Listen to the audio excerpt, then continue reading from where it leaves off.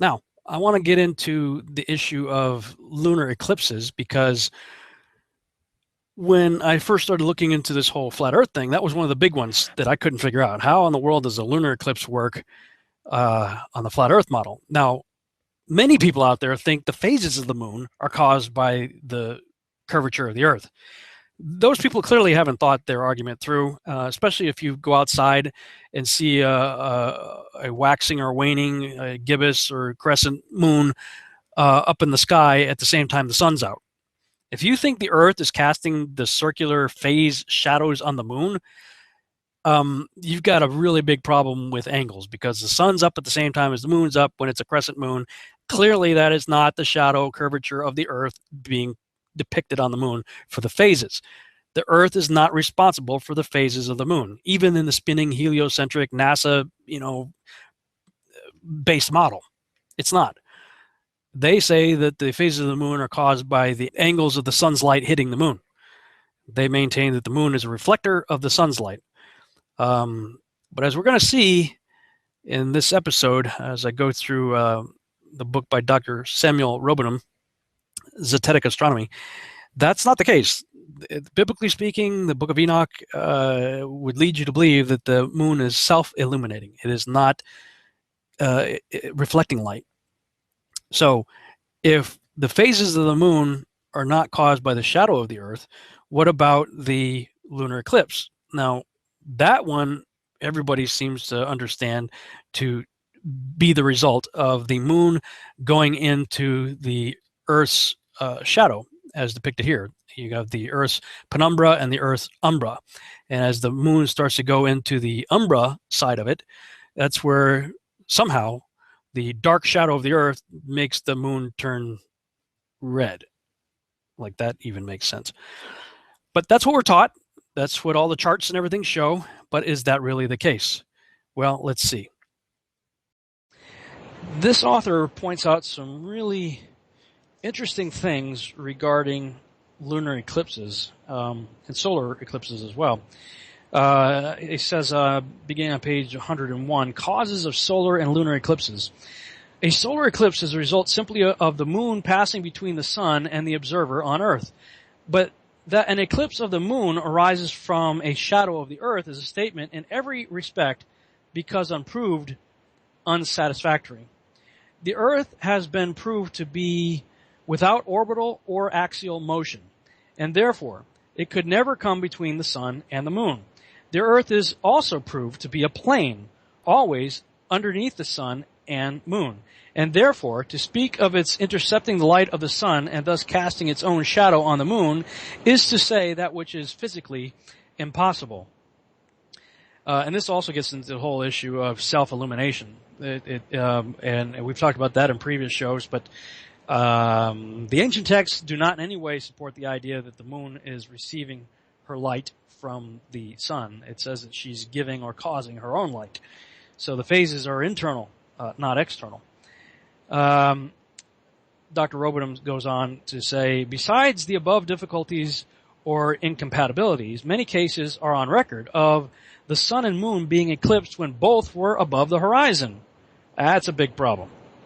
The sun, the earth, and the moon not in a straight line, but the earth below the sun and moon, out of the reach or direction of both, and yet a lunar eclipse has occurred.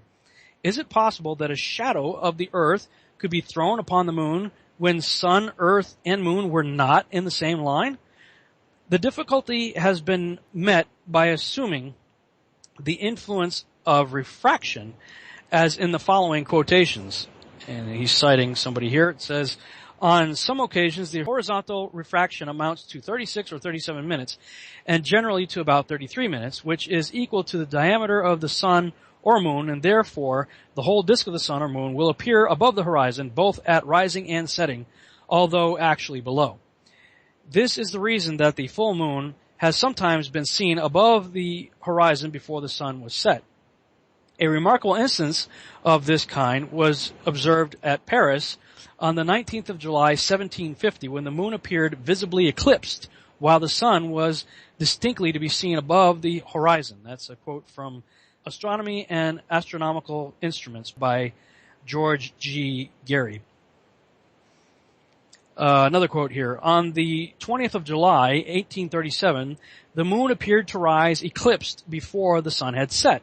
The same phenomenon was observed on the 20th of September, 1717. That's from McCulloch's Geography, page 85. Let's see, he's got another one here.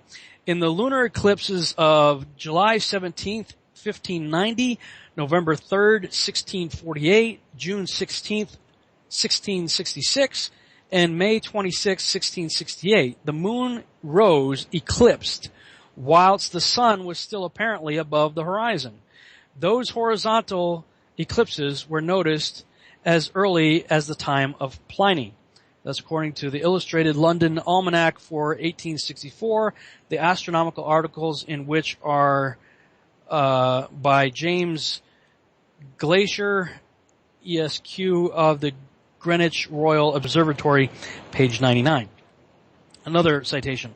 On the 17th of January, 1870, a similar phenomenon occurred, and again in July of the same year. That's the reference there is the Daily Telegraph, July 16th, 1870. The only explanation which has been given of this phenomenon is the refraction caused by the Earth's atmosphere. This at first sight is a plausible and fairly satisfactory solution, but on carefully examining the subject, it is found to be utterly inadequate.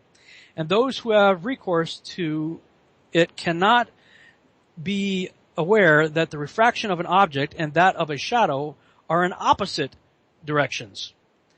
An object by refraction is bent upwards, but the shadow of any object is bent downwards, as will be seen by the following very simple experiment. Take a plain white shallow basin and place it 10 or 12 inches from a light in such a position that the shadow of the edge of the basin touches the center of the bottom. Hold a rod vertically over and on the edge of the shadow to denote its true position. Now let water be gradually poured into the basin, and the shadow will be seen to recede or shorten inwards and downwards. But if a rod or a spoon is allowed to rest, with its upper end towards the light and the lower end in the bottom of the vessel, it will be seen as the water is poured in to bend upwards, thus proving that if refraction operated at all, it would do so by elevating the moon above its true position and throwing the Earth's shadow downwards or directly away from the moon's surface. Hence it is clear that a lunar eclipse by a shadow of the Earth is an utter impossibility. The moon's entire surface, or that portion of it which is presented to the Earth, has also been distinctly seen during the whole time of a total lunar eclipse. This is entirely incompatible with the doctrine that an eclipse of the moon is the result of a shadow of the Earth passing over its surface. Mr. Walker, who observed the lunar eclipse on March 19, 1848, near Collumpton, says, the appearances were as usual till 20 minutes past 9. At that period, and for the space of the next hour, instead of an eclipse, or the shadow umbra of the Earth being the cause of the total obscurity of the moon, the whole face of that body became very quickly and most beautifully illuminated, and assumed the appearance of the glowing heat of fire from the furnace, rather tinged with a deep red, the whole disk of the moon being as perfect with light as if there had been no eclipse whatever. The moon positively gave good light from its disk during the total eclipse. That's from Philosophical Magazine number 220 from August 1848. The following case, although not exactly similar to the last, is worth recording here as showing that some other cause existed than the Earth's shadow to produce a lunar eclipse. He cites somebody here saying, extraordinary phenomena attending the eclipse. On Saturday evening, February 27th, 1858, at Brussels, the eclipse was seen by several English philosophers who happened to be present. It was attended by a very remarkable appearance, which Dr. Foster said was wholly inexplicable on any laws of natural philosophy with which he was acquainted. The moment before contact, a small dusky spot appeared on the moon's surface, and during the whole of the eclipse, a reddish-brown fringe, or penumbra, projected above the shadow of the Earth. Another thing still more remarkable was the apparent irregularity of the edge of the shadow. 3 persons, one of them an astronomer, were witnesses of these curious phenomena which no law of refraction can in any way explain. That's a quote from Morning Star of Wednesday, March 3rd, 1858. The author continues. The several cases above advanced are logically destructive of the notion that an eclipse of the moon arises from a shadow of the earth. As before stated, the earth is proved to be a plane without motion and always several hundred miles below the sun and moon and cannot, by any known possibility, come between them. It cannot therefore intercept the light of the sun and throw its own shadow upon the moon. If such a thing were a natural possibility, how could the moon continue to shine during the whole or any considerable part of the period of its passage through the dark shadow of the earth? Refraction, or what has been called earth light, will not aid in the explanation, because the light of the moon is at such times like the glowing heat of fire tinged with deep red. Reddish is not the word to express it. It was red hot. The reddish light made it seem to be on fire. It looked like a fire smoldering in its ashes. Its tint was that of red-hot copper. Those were all quotes. The sunlight is of an entirely different color to that of the eclipsed moon, and it is contrary to known optical principles to say that light, when refracted or reflected, or both simultaneously, is thereby changed in color. If a light of a given color is seen through a great depth of comparatively dense medium, as the sun is often seen in winter through the fog or vapor of the atmosphere, it appears of a different color, and generally of such as that which the moon so often gives during a total eclipse. But a shadow cannot produce any such effect, as it is in fact not an entity at all, but simply the absence of light. From the facts and phenomena already advanced, we cannot draw any other conclusion than that the moon is obscured by some kind of semi-transparent body passing before it, and through which the luminous surface is visible. The luminosity changed in color by the density of the intervening object. This conclusion is forced upon us by the evidence, but it involves the admission that the moon shines with light of its own, that it is not a reflector of the sun's light, but absolutely self-luminous. Although this admission is logically compulsory, it will be useful and strictly zetetic to collect all the evidence possible which bears upon it. First, a reflector is a plane or concave surface which gives off or returns what it receives. If a piece of red-hot metal or any other heated object is placed before a plane or concave surface, heat is reflected. If snow or ice or any artificial freezing mixture is similarly placed, cold will be reflected. If light of any given color is placed in the same way, the same color of light will be reflected.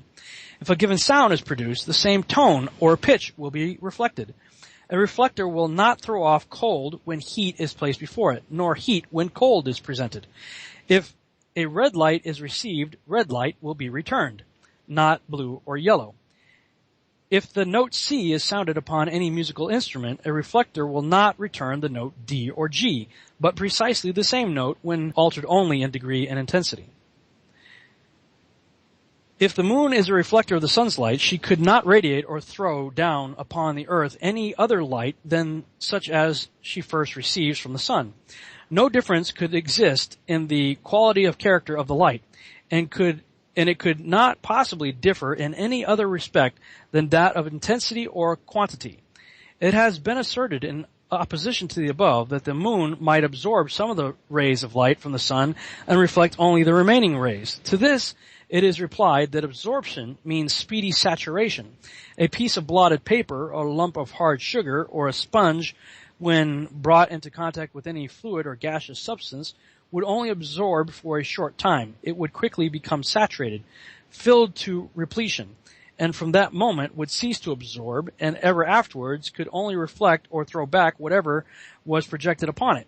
So the moon, if an object without light of her own, might at the beginning of her existence absorb the sun's rays, and fixing some might return the others, but as already shown, she could only absorb to saturation, which would occur in a very short time, and from this point of saturation to the present moment, she could only have been other than a reflector too, of all which she receives. We have then, in order to know whether the moon is a reflector, merely to ascertain whether the light which we receive from her is or is not the same in character as that received from the sun. And due to the lack of time we have left in this broadcast, I'm not going to continue, probably to your great joy and my terrible reading of this. But this author goes on to describe the many differences in the type of light that comes from the sun and the type of light that comes from the moon. And as I said earlier, this author is quite thorough in his explanations and experiments. And he goes on to describe various ancient cultures that talk about a dark object that is also part of our solar system. Skipping ahead here, page 114, talking about the moon being self-illuminating. We have seen that during a lunar eclipse, the moon's self-luminous surface is covered by a semi-transparent something, that this something is a definite mass because it has a distinct and circular outline, is seen during its first and last contact with the moon. As a solar eclipse occurs from the moon passing before the sun, so from the evidence above collected, it is evident that a lunar eclipse arises from a similar cause. A body, semi-transparent and well-defined, passes before the moon, or between the moon's surface and the observer on the surface of the earth. That many such bodies exist in the firmament is almost a matter of certainty, and that one such as that which eclipses the moon exists at no great distance above the surface is a matter admitted by many of the leading astronomers of the day, that being the late 1800s. In the report of the Council of the Royal Astronomical Society for June 1850, it is said, quote, "We may well doubt whether that body which we call the moon is the only satellite of the earth," end quote. In the report of the Academy of Sciences of October 12, 1846, and again for August 1847, the director of one of the French observatories gives a number of observations and calculations which have led him to conclude that, quote, "There is at least one non-luminous body of considerable magnitude which is attached as a satellite to this earth," end quote. Sir John Herschel admits that, quote, "invisible moons exist in the firmament," end quote. That's from Herschel's Astronomy, page 521 and 616. Sir John Lubbock is of the same opinion and gives rules and formula for calculating their distances, periods, etc. At the meeting of the British Association of the Advancement of Science in 1850, the president stated that, quote, "The opinion was gaining ground that many of the fixed stars were accompanied by companions emitting no light," end quote. Quote, "The changeable stars which disappear for a time or are eclipsed have been supposed to have very large opaque bodies revolving about or near to them so as to obscure them when they come in conjunction with us," end quote. That's from the Encyclopedia Londinensis. Fixed stars as the category. Another quote here. Bessel, the greatest astronomer of our time, in a letter to myself in July 1844, said, "I do indeed continue in the belief that Procyon and Sirius are both true double stars, each consisting of one visible and one invisible star. A laborious inquiry just completed by Peters at Königsberg and a similar one by Schubert, the calculator employed on the North American Nautical Almanac, support Bessel." That's from a work called Physical Description of the Heavens by Humboldt, page 183, copyright 1867.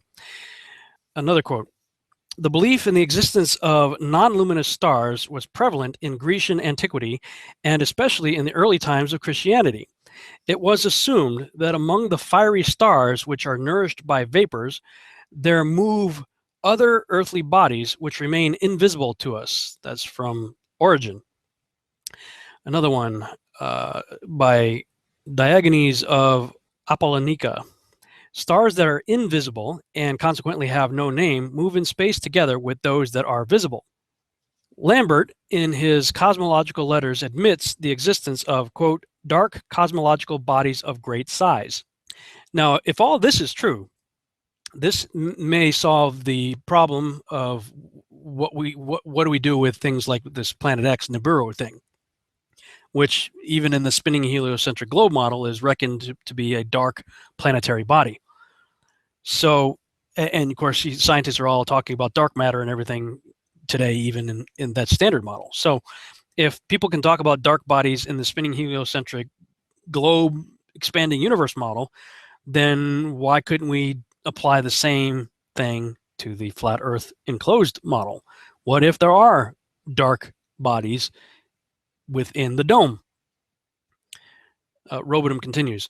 We have now seen that the existence of dark bodies revolving about the luminous objects in the firmament has been admitted by practical observers from the earliest ages, and that in our own day, such a mass of evidence has accumulated on the subject that astronomers are compelled to admit that not only dark bodies, which occasionally obscure the luminous stars when in conjunction, but that cosmological bodies of large size exist, and that, quote, one at least is attached as a satellite to this Earth, end quote. It is this dark or, quote, non-luminous satellite, end quote, which when in conjunction or in line with the moon and an observer on Earth is the immediate cause of a lunar eclipse. That's page 116 of Zetetic Astronomy by Dr. Samuel Rowbotham. And actually, as I continued to search this out, I found some interesting things within the Hindu religion. Now, look, I'm not going to say I'm going to put any authority on Hindu scriptures over biblical scriptures. I'm not taking my doctrine from the Hindus. But, you know, I think if we're going to be true Zetetic explorers or people who are on a genuine quest for truth, doing investigation by observation and inquiry, then we have to look at the available evidence. Now, the Bible doesn't tell us how eclipses are caused, so we don't get any information, you know, at least not that I'm aware of. Somebody's free to message me and tell me otherwise, but as far as I know, the Bible doesn't tell you how a solar or lunar eclipse takes place, like the mechanics of it, how it happens. So, and if these astronomers, at least from the 1800s and from antiquity, are admitting that there are dark objects in the sky, then, you know, we would expect it to show up in the literature of other people around the world. And indeed we do. The Hindus have these interesting characters called Rahu and Ketu in their mythology. And I got this website here when I looked it up. Let us now take a closer look at the mythical origin of the dark demon Rahu. In old Indian tales, Rahu storms across the heavens in a dark chariot drawn by 8 black horses as swift as thought itself. He pursues the orbs of sun and moon, snapping at their heels with his huge jaws. In another version of the myth, however, only Rahu's head still exists, floating above the firmament, having been severed by Indra, the sun god, as the dark demon tried to steal the vital drink of the gods. Nonetheless, this decapitation did not hinder him from continuing to fly through the heavens and swallowing the sun and moon. It is just that these now passed through him unharmed and soon reappeared, freed from the lower end of his throat. In astronomical terms, this process signifies the end of the solar or lunar eclipse, respectively. So basically, they have this idea of this floating head of a god out there that tries to swallow up the sun and moon, but obviously, because it's decapitated, the sun and moon just exit the other side. So that would give the illusion that we see in the sky from a mythological perspective of this rounded object coming up on the moon, and then the moon going through it and then coming out the other end. So you can kind of see where they get that idea from. And you can look them up on Wikipedia or elsewhere online. This is Rahu right here and Ketu right here. So if nothing else, you know, here's some things to think about, okay? Again, I'm just exploring this stuff. I'm trying to put pieces together, see what could be, what might be other ways to look at things that we've been taught our whole life. But I just want to say that the issue of the lunar eclipse is sort of falling apart as it pertains to being a solid argument that would keep me tied to the globe model. In other words, I'm finding evidence both scientifically, at least from the 1800s, people writing in various scientific journals, as well as historical accounts of, the ancients talking about a dark body that could be responsible for causing the moon to go into lunar eclipse. And frankly, the whole idea of the moon going into a blood red lunar eclipse while the sun is still up, in my mind, obliterates the whole idea that the lunar eclipse is due to the sun, earth, and moon being in a line and the moon in the shadow of the earth. It doesn't work.